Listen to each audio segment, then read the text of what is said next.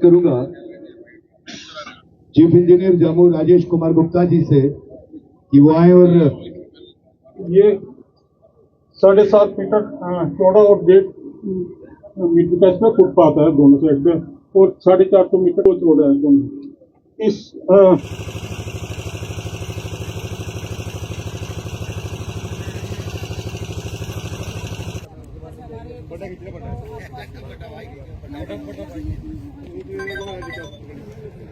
माल भैया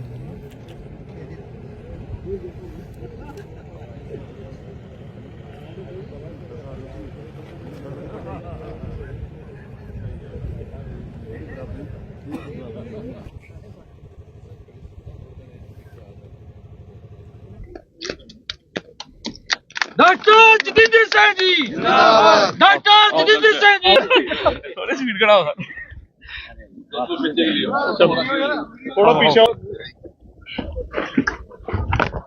कर लेना यार बाहर ही करना वसूली के सभी हमारे वासी बधाई के पात्र है।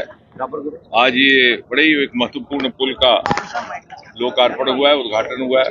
लगभग 17 करोड़ की लागत से ये बना हुआ पुल, बड़ा ही सुंदर दृश्य। एक समय एक तरफ नदी का किनारा, दूसरी तरफ वसूली, यहाँ कठुआ, और जरा सा अगर इस तरफ लांग करके जाइए तो डलहौजी।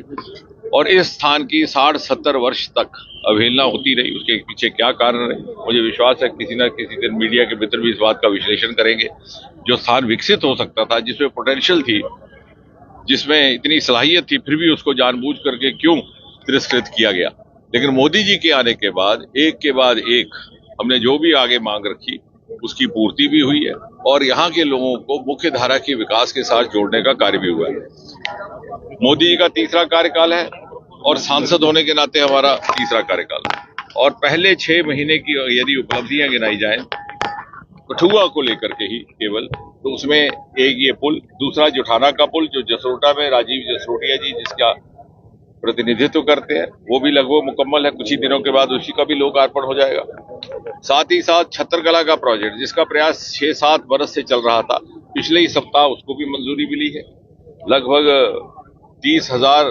345 करोड़ रुपया लगभग रहेगा।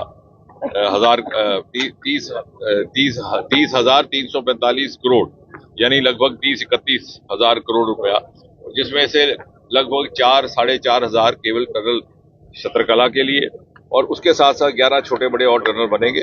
कठुआ से वो रास्ता चलेगा महानपुर, बसोली, बन्नी, भद्रवाह और डोडा। और हमने उस दिन हिसाब लगाया कि 3 घंटे में कठुआ से डोडा का सफर तय होगा।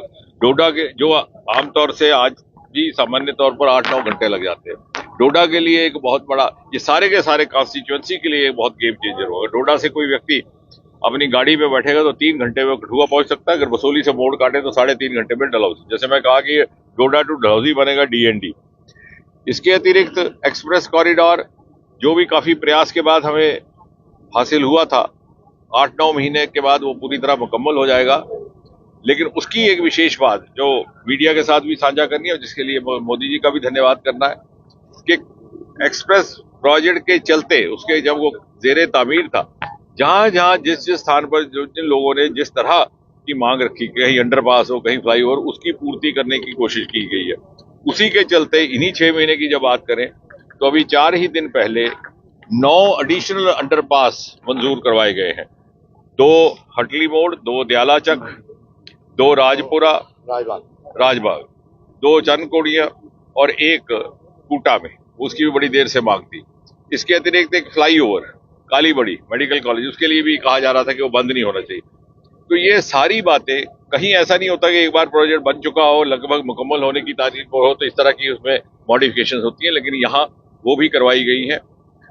होम्योपैथी कॉलेज का पहला बैच शुरू होने वाला है और बायोटेक इंडस्ट्रियल पार्क को हम पब्लिक प्राइवेट पार्टिसिपेशन में ले आएंगे। ये है जहां तक, और इस स्थान को न केवल एक यातायात का तो एक साधन बनेगा ही बनेगा जैसे मैंने कहा, लेकिन साथ ही साथ इसको पर्यटन स्थल के तौर पर भी आप विकसित कर सकते हैं। हमने प्रशासन के साथ बात की, यहाँ पर एक छोटा सा टूरिस्ट एक डेस्टिनेशन भी विकसित करने का प्रयास रहेगा आने वाले समय में।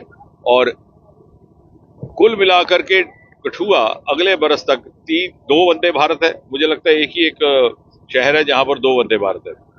यहाँ पर एक्सप्रेस कॉरिडोर भी रहेगा, यहाँ पर रेलगाड़ियां भी रहेंगी और यहाँ पर आने वाले समय में हम कोशिश करेंगे कि जब इंटरनेशनल एयरपोर्ट बनता है जम्मू में, तो फिर यहाँ पर उसके लिए भी हम एक उड़ान स्कीम के जरिए प्रयास करेंगे। तो 4-5 घंटे में आप कठुआ से दिल्ली पहुंचेंगे और आने वाले समय में शिक्षा का भी केंद्र रहेगा। ये सारी शिक्षा केंद्र पिछले 10 वर्षों में ही यहाँ पर स्थापित किए गए, साथ साथ व्यापार का भी केंद्र रहेगा, पर्यटन का भी केंद्र।